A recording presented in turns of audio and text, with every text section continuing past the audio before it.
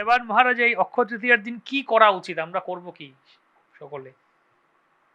অক্ষয় ফল লাভ করার জন্য প্রচেষ্টা করতে হবে। যেরকম দুঃশাসনের মাধ্যমেও ভগবান দেখিয়ে দিয়ে গেলেন। দুঃশাসন তো অন্য কেউ নয়, আমরাও। যে দুঃশাসনও তো ভগবানের লীলার একজন টিম প্লেয়ার না, একজন পার্শ্বদ।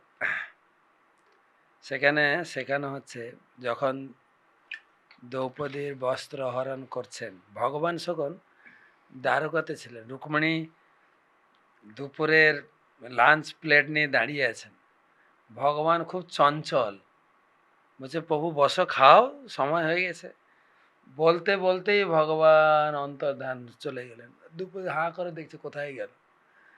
কিছুক্ষণ পরে ভগবান এসে বলছে, রুক্মিণী খুব খিদে লেগেছে, খেতে দাও। বলছে প্রভু তুমি কোথায় গেছিলে?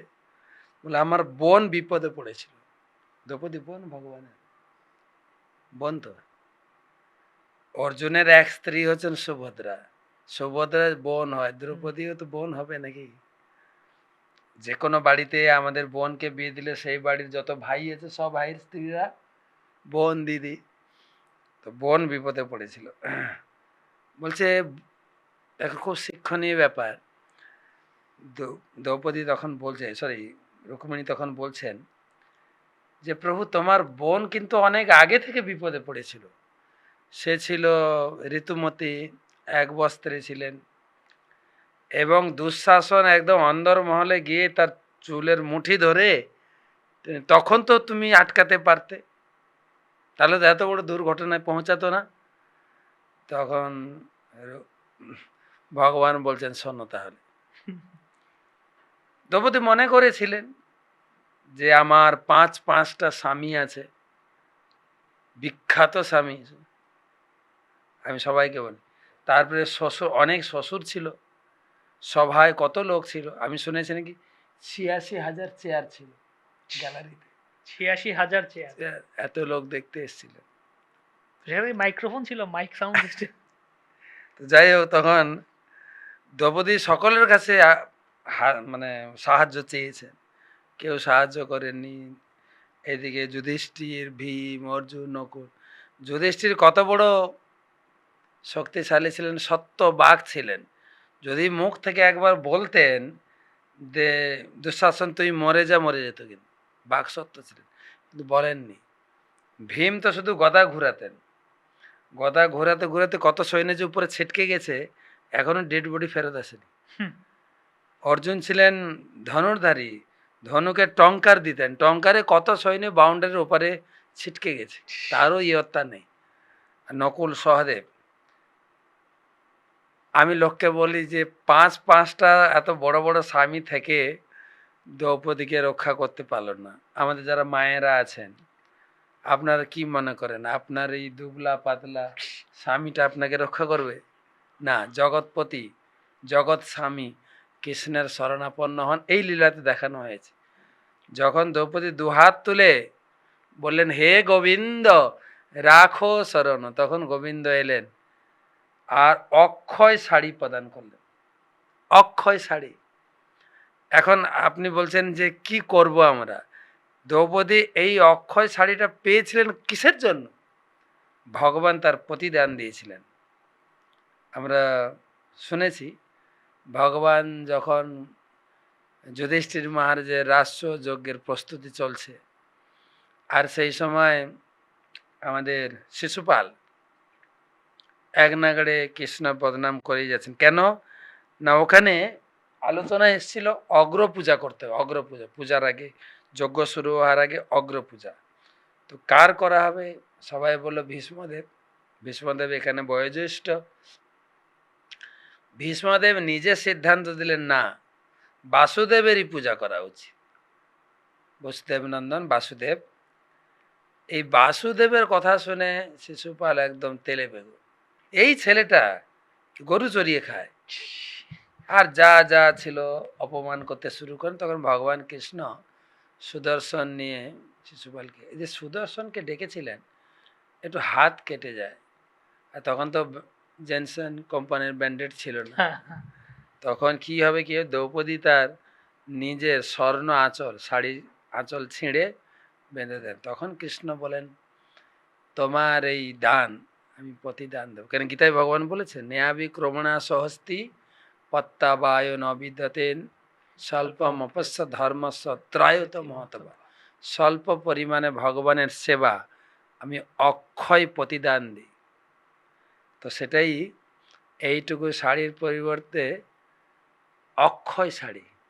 আমি কখন কখন কৌতুক করে বলি, কেউ যদি কাপড় দোকানদার মনে করে ওই এত শাড়ি, তাহলে আমিও আমার স্ত্রীকে ঘরের ভিতরে একা একা শাড়ি ধরে এটাকে উলঙ্গ করাবো, তখন কৃষ্ণ এত শাড়ি দেবে, আমার অনেক শাড়ি হয়ে যাবে। না, সবাইকে দেবেন না। দ্রৌপদী ভগবানের সেবা করেছিলেন। ঠিক আমরা যদি ভগবানের সেবা করি, অক্ষয় দান হয়ে থেকে যাবে, আর সেটাই অক্ষয় প্রতিদান রূপে আমার কাছে ফেরত আসবে। তাই এই দিন বিষ্ণু পূজা, বেশি করে ভগবানের নাম জপ, গঙ্গা স্নান করতে হবে, আর প্রচুর পরিমাণে দান করুন। দান দান আজকের দিনে আমরা দেখি, আমি যখন বাড়িতে ছিলাম হালখাতা হতো, হালখাতা।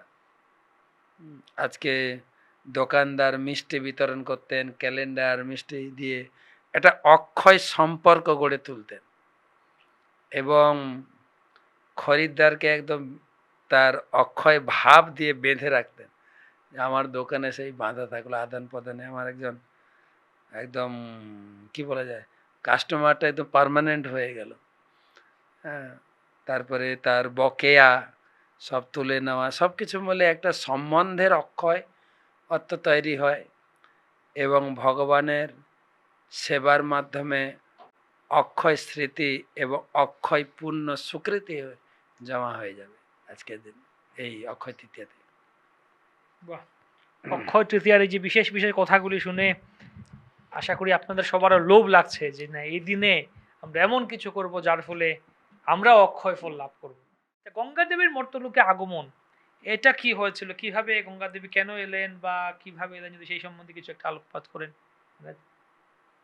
শাস্ত্রে বলা হয়েছে ভগবান 4 জায়গায় বিদ্যমান: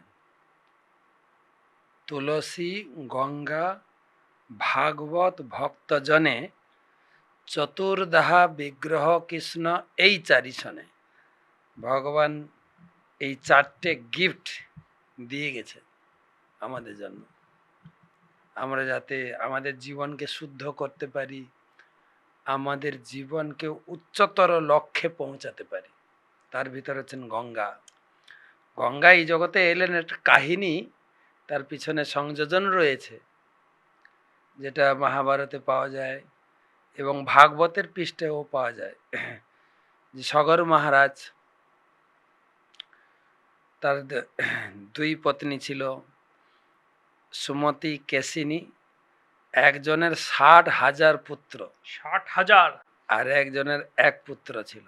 1 পুত্রের নাম পাওয়া যায় অসামঞ্জস্য। অসামঞ্জস্য মানে সামঞ্জস্য ছিল না, বন্ধুদের সঙ্গে খেলা করতে করতে বন্ধুর গলা টিপে মেরে বা ছুঁড়ে ফেলতে চলে, অসামঞ্জস্য। বাবা তাকে অনেক শুধরানোর চেষ্টা করেছেন, পারে তাকে নির্বাসন দিলেন। বাকি 60,000 সন্তানকে নিয়ে তিনি বয়প্রাপ্ততে শেষের দিকে তিনি অশ্বমেধ, শত অশ্বমেধ যজ্ঞ, 99টা কমপ্লিট, 100 হয়ে গেলে ইন্দ্র তো পিছনে লাগবেই, সেদিন 100টা কমপ্লিট হতে দিলেন না। বারবার এসে অশ্ব চুরি করলেন, আর অশ্বর খোঁজে সগর রাজের 60,000 পুত্রকে পাঠানো হলো, আর সেই অশ্বকে নিয়ে ইন্দ্র কপিল দেবের আশ্রমে বেঁধে রেখে অন্তর্ধান হয়ে গেলেন। আর এই 60,000 সন্তান মনে করলেন এই কপিল দেবী অশ্ব চুরি করেছেন, এই এখন পালাতে না পারে সাধু হয়ে ধর ধর মার মার, এই তাকে আক্রমণ করতে গেল। কিন্তু এই যে মহতের চরণে অপরাধের দরুন তাদের ভিতরের আগুনই তাদেরকে ভস্মীভূত করল। 60,000 সন্তান শেষ। যখন খবর পেলেন সগর মহারাজ দুঃখিত হয়ে তিনি কপিল দেবের কাছে ক্ষমা চাইলেন, যে এদের উদ্ধারের উপায় বলুন। তখন কপিল দেব বললেন যে স্বর্গের হোমাবতী গঙ্গা যদি এই জগতে এসে সেই তোমার পুত্রদের ছাই ভস্মতে স্পর্শ করে তাহলে অবশ্যই তারা উদ্ধার পাবে। সগর মহারাজ সেই যে নির্বাসন দিয়েছিলেন, পুত্র নামটা মনে আছে না, অসামঞ্জস্য, তাকে ফিরিয়ে এনে রাজ্য অর্পণ করে তিনি গেলেন গঙ্গা আনয়নের জন্য তপস্যা। তার জীবনভর তপস্যা করে গঙ্গা মাকে তিনি সন্তুষ্ট করতে পারলেন না। তার পুত্র অসামঞ্জস্যকে দায়িত্ব দিয়ে গেলেন, তুমিও গঙ্গাকে আনয়ন করার জন্য প্রচেষ্টা করবে। সেও চেষ্টা করেছে। তার পুত্র হচ্ছে অংশুমান। কয় পিঢ়ি হলো? 3 পিঢ়ি। অংশুমানও পূর্ণরূপে সফলতা হননি। অংশুমানের পুত্র দিলীপ, দিলীপের পুত্র ভগীরথ গঙ্গা দর্শন দিলেন ভগীরথকে। ভগীরথ তার মনের বাসনা ব্যক্ত করলেন। গঙ্গা আবার কন্ডিশন করলেন, আমি যেতে পারি, আমার 2টো কন্ডিশন। একটা হচ্ছে আমি এত উপর থেকে পড়ব, আমার বেগকে ধারণ করবে।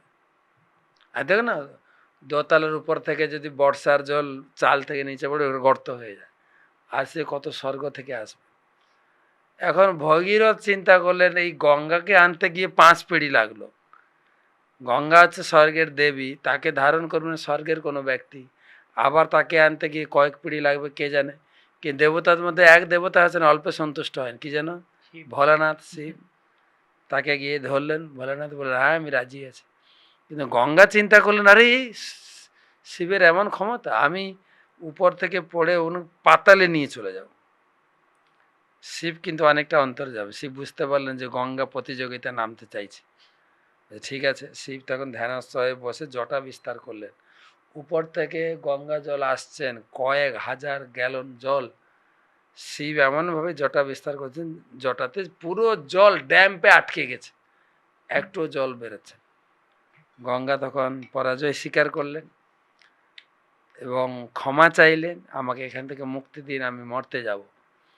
তখন শিব বাবা মাথার একটা ওই জটার একটা চুল ছিঁড়েছেন, ওই একটা চুল ছিঁড়ার ফুটোর জল এটাই, এত জল, কত জল জমা আছে শিবের মাথা। তাই শিবের আরেক নাম গঙ্গাধর, গঙ্গাকে ধারণ করেছে। তো সেই গঙ্গা এলেন। সে আবার অনেক বড় কাহিনী। গঙ্গা ওখান থেকে একটা ছিল কে বেগ ধারণ করবে, আর একটা ছিল আমি মরতে যাব, সবাই স্নান করে পাপ ছাড়বে, আমাকে পাপ থেকে কে রক্ষা করবে। তখন ভগীরথ হৃদয় থেকে ভগবান অনুপ্রেরণা দিলেন যে ভগবানের ভক্ত শান্তেস্তেন গদাভৃতা, যিনি হৃদয়ে ভগবান বিষ্ণুকে ধারণ করেছেন, তার ক্ষমতা আছে তোমাকেও পাপ থেকে মুক্ত করবে। বৈষ্ণব যদি তোমার এখানে স্নান করে, তার মানে আমরা যেন এরকম মনে না করে আমি যাচ্ছি গঙ্গাকে উদ্ধার করব, না, এই মনে করা উচিত নয়। তো যাই হোক, গঙ্গা এলেন সেই হিমালয়ে, গোমুখ থেকে প্রবাহিত হতে হতে ত্রিবেণী সঙ্গম হয়ে, পাটনা হয়ে, বিহার হয়ে, আপনার মালদা হয়ে, ফারাক্কা হয়ে এই গঙ্গা যাচ্ছে। মায়াপুর হয়েও গেলেন, মায়াপুরেতে এলেন। সামনে ভগীরথ শঙ্খ নিনাদ করতে করতে যাচ্ছেন রথে করে, পিছনে সুরধনী গঙ্গার কলকলতরে দেবী সুরেশ্বরী ভগবতী গঙ্গে ত্রিভুবন তারিণী তলর তঙ্গে তরঙ্গ ধ্বনিতে চলছে। আস্তে আস্তে গঙ্গা আটকে গেলেন নবদ্বীপে। ভগীরথ চলে গেছেন, পিছনে গঙ্গা নেই। ভগীরথ পিছনে এসে দেখে, মা গঙ্গা তুমি এখানে থেকে গেলে, এখন তো 200 কিলোমিটার তোমাকে যেতে হবে। তখন গঙ্গা বললেন, দেখো এখন চলছে মাঘ মাস, আর 1 মাস পরে আমার প্রভুর আবির্ভাব তিথি, সত্যযুগের ঘটনা, গৌর পূর্ণিমা মহোৎসব করে আমি যাব। 1 মাস গঙ্গা থাকলেন, সেই জায়গার নাম গঙ্গা নগর এখন নাম হয়ে গেছে। তারপর যেতে যেতে আবার কিছু দূরে জন্মদ্বীপ, নবদ্বীপের একটা দ্বীপ জন্মদ্বীপ পার হচ্ছেন, ওখানে জন্মমুনি সব কোষাকুষি বাসি নিয়ে চলে গেলেন। জন্মমুনি রেগে পুরো অঞ্জলি বিস্তার করে একদম এক চুমু দিয়ে করে পুরো গঙ্গা টেনে খেয়ে নিল। আবার ভগীরথ ক্ষমা চেয়ে গঙ্গাকে আবার আবিষ্কার করে ওখান থেকে নিয়ে সেই গঙ্গা সাগর মেলা, যেখানে কপিল দেবের আশ্রম আছে, সেই যে তার পূর্বপুরুষগণ 60,000 সন্তান মারা গেছিলেন, সেই ছাই স্পর্শ করে তাদের উদ্ধার হলো। আমি জিজ্ঞেস করি, সেই জন্য আমাদের এই সনাতন ধর্মে একটা প্রথা আছে, মৃত্যুর পরে ছাই ভস্ম বা অস্থি গঙ্গা জলে দিলে সে উদ্ধার পাবে। এখন বর্তমান কালচার যা চলছে, আমি সবাইকে অনুরোধ করি, আমি মরার পরে আমার বাড়ির লোকেরা কে অস্থি বিসর্জন করবে না করবে কে জানে। আর আমার তো সন্ন্যাসী, আমাদের আর কেউ নেই কে যে করবে। তার থেকে বেটার হয় কি, যতদিন আমরা বেঁচে আছি ততদিন যখনই সুযোগ পাবো গঙ্গা স্নান করব। গঙ্গা স্নান, মায়াপুরে এলে অবশ্যই গঙ্গা স্নান করবেন। হাওড়া, কলকাতা, হুগলি যারা গঙ্গার আশেপাশে আছেন অবশ্যই স্নান করবেন। আর আমাদের গুরুদেব তিনি উদার চিত্তে বললেন, তোমার আশেপাশে যদি গঙ্গা নাও থাকে, বাথরুমে বা ট্যাপ কলের জল মাথায় নিয়ে যখন ঢালবে বা বাথরুমে যখন Shower. শাওয়ারের সুইচ ঘোরাতে যাবে, 3 বার বলতে বলতে সুইচটা ঘোরাতে থাকে, গঙ্গা গঙ্গা গঙ্গা, তোমার মাথায় গঙ্গার জলই পড়বে। তাই মহারাজ বললেন সকালে উঠে গঙ্গা স্নান করো, মঙ্গল আরতি করো। তো অপূর্ব এই আজকের তিথিতে সেই গঙ্গা অক্ষয় দান নিয়ে এসেছিলেন, যে গঙ্গা স্নান করবে, ব্রহ্ম দবত্ত, গঙ্গার জল নয় এটা, ভগবান স্বয়ং দ্রবীভূত হয়ে জল হয়ে গেছে। ব্রহ্ম দবত্ত, কি যেন, ব্রহ্ম দবত্ত অপগচ্ছতি নিরধর্মই, নিরধর্মই জল, এই সাক্ষাৎ ব্রহ্ম রূপে জগতে আবির্ভূত হয়েছেন। আর সত্যিকারে আপনি গঙ্গায় যাবেন, গঙ্গা স্নান করবেন, হাতে গঙ্গা জল নেবেন, দেখবেন সত্যি এটা ভগবানের চরণ পদ্ম থেকে একদম চরণামিত পুষ্প, তুলসী এবং চন্দন মিশ্রিত জলের যে একটা অপূর্ব কালার, একটা ভিন্ন কালার, সেই গঙ্গা দেবীর আবির্ভাব সূচনাও এই অক্ষয় তৃতীয়তে হয়েছিল, যার সুযোগ আমরা নিয়ে নিজেকে আমাদের জীবন যুদ্ধে আমরা উচ্চতর পর্যায়ে নিজেকে নিয়ে যেতে পারি কেবল গঙ্গা দেবীর স্পর্শে, গঙ্গা দেবীর মহিমা কীর্তনে, কেবল গঙ্গা নাম উচ্চারণ করে, গঙ্গা গঙ্গা গঙ্গা গঙ্গা হরি বল। গঙ্গা গঙ্গা, গঙ্গা স্নান হয়ে গেল। বাহ, অত্যন্ত সুন্দর, চমৎকার কথা, গঙ্গা দেবীর কথা এবং অক্ষয় তৃতীয়ার এত এত সুন্দর সুযোগ দেয়া হচ্ছে, এত এত সুন্দর সুবিধা দেয়া হচ্ছে, একদিনে ছক্কা, মানে একদিনেই বাজিমাত। তার মানে এমন না যে অন্যান্য দিন আমরা করবো না, কিন্তু এই একটা দিন যত বেশি সম্ভব আমরা সুযোগটা গ্রহণ করব।